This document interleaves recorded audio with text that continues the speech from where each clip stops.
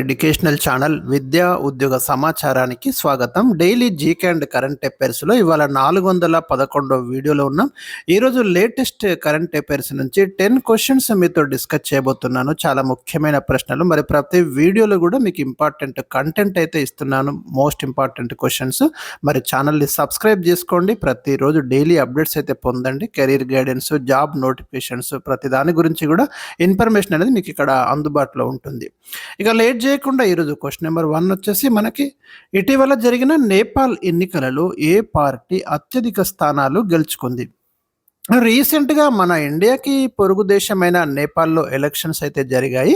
మరి అక్కడ రాష్ట్రీయ స్వతంత్ర పార్టీ అత్యధిక స్థానాలు గెలుచుకుంది. అక్కడ మొత్తం పార్లమెంటు స్థానాలు వచ్చి మనకి 275 ఉంటే దాంట్లో మనకి మీరు గమనించండి, ఇక్కడ 165 ఏమో ప్రత్యక్ష పద్ధతి ద్వారా ఎన్నికవుతాయి, 110 ఏమో దామాషా పద్ధతి ద్వారా ఎన్నిక జరపబడతాయి. మొత్తం మీద అధిక స్థానాలు అయితే ఇక్కడ రాష్ట్రీయ స్వతంత్ర పార్టీ గెలుచుకొని అధికారం చేపట్టే దిశగా ఉంది. క్వశ్చన్ నెంబర్ 2, మొదటి ఖేలో ఇండియా ట్రైబల్ గేమ్స్ 2026 ఎక్కడ జరగనున్నాయి? ఇవి మనకి ఫస్ట్ టైం, అంటే ట్రైబల్ గేమ్స్ స్టార్ట్ చేయడము, ప్రత్యేకంగా ట్రైబల్స్లో ఉన్నటువంటి క్రీడా నైపుణ్యాలని వెలికి తీయడానికి ఈ గేమ్స్ కండక్ట్ చేస్తున్నారు. ఇవి ఫస్ట్ టైం మనకు ఛత్తీస్గఢ్లో నిర్వహించబోతున్నారు. మన ఖేలో ఇండియా అనేది ఎప్పటి నుంచో ఉంది, దాంట్లో మనకు సపరేట్గా ట్రైబల్ గేమ్స్ ఇప్పుడు స్టార్ట్ అవుతున్నాయి. 2026 మార్చి 26 నుండి ఏప్రిల్ 6 వరకు ఈ పోటీలు అయితే నిర్వహించబోతున్నారు. క్వశ్చన్ నెంబర్ 3, పశ్చిమాసియాలో పెరుగుతున్న ఉద్రిక్తతల నేపథ్యంలో భారత వాణిజ్య నౌకల రక్షణ కోసం సముద్ర మార్గాల్లో భద్రతను పర్యవేక్షించడానికి భారత నౌకాదళం చేపట్టిన ఆపరేషన్ ఏది? మనకిప్పుడు ఇజ్రాయెల్, ఇరాన్, అమెరికా ఈ వార్ అనేది ఏదైతే ఉందో దీనివల్ల ఏమవుతుందంటే మనకు సముద్రాలలో నుండి అంటే ఆయిల్, పెట్రోలియం తీసుకురావడం చాలా ప్రాబ్లం అవుతుంది మన నౌకలకి. సో వీటిని ప్రొటెక్ట్ చేయడానికి, మనకు సురక్షితంగా ఈ ఆయిల్ అనేది సప్లై అవ్వడానికి మన ఇండియన్ నేవీ ఒక ఆపరేషన్ తీసుకుంది. ఆపరేషన్ సంకల్ప్ అంటున్నాం దీన్ని. సో ఈ ఆపరేషన్ సంకల్ప్ ద్వారా మరి అక్కడ ఉన్నటువంటి వాణిజ్య నౌకల రక్షణ అయితే మనం చేపట్టడం అనేది జరుగుతుంది.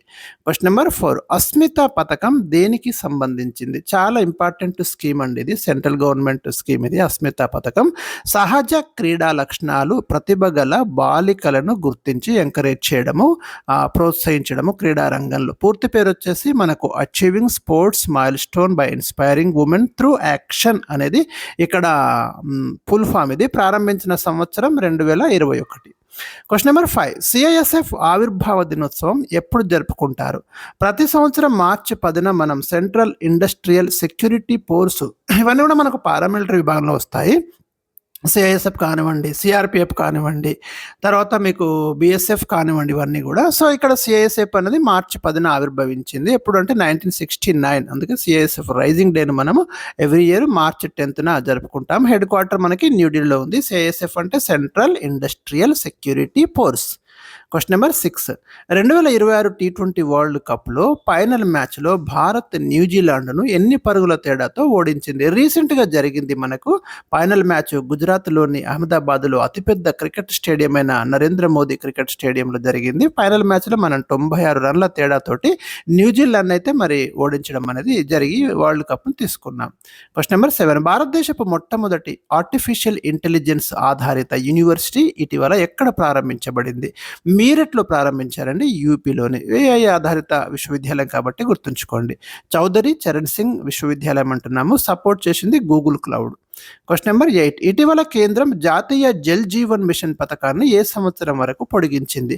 2028 వరకు ఈ స్కీమ్ను ఎక్స్టెండ్ చేశారు. ప్రతి ఇంటికి త్రాగునీటి సౌకర్యం కల్పించడానికి కేంద్రం తీసుకొచ్చినటువంటి స్కీమ్ ఇది. క్వశ్చన్ నెంబర్ 9, అయతుల్లా ఖమేనీ స్థానంలో ఇరాన్ సుప్రీం లీడర్గా ఇటీవల ఎవరు ఎన్నికయ్యారు? మరి ఫిబ్రవరి 28, 2026న అమెరికా జరిపినటువంటి దాడిలో Iran supreme leader Ayatollah Khamenei చనిపోవడం జరిగింది. అతని ప్లేస్లో రీసెంట్గా అయతుల్లా మస్తాబా ఖమేనీని అయితే ఎంపిక చేయడం జరిగింది. క్వశ్చన్ నెంబర్ 10, 2021-25 కాలానికి సంబంధించి ఇటీవల సిప్రి విడుదల చేసిన నివేదిక ప్రకారం ప్రపంచంలో అతిపెద్ద ఆయుధ దిగుమతిదారుగా ఏ దేశం నిలిచింది?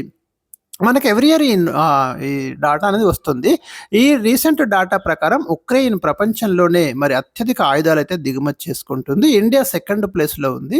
8.2% తోటి మనము మొత్తం వరల్డ్ దిగుమతులలో మనం మాక్సిమం మన వెపన్స్ అన్నీ ఎక్కువ శాతం 40% మనం రష్యా నుండే కొనుగోలు చేస్తున్నాం. ఇక సిప్రి పుల్పామ్ వచ్చేసి మనకు Stockholm International Peace Research Institute వీళ్ళే ఈ డాటా అనేది ఇవ్వడం అనేది జరుగుతుంది.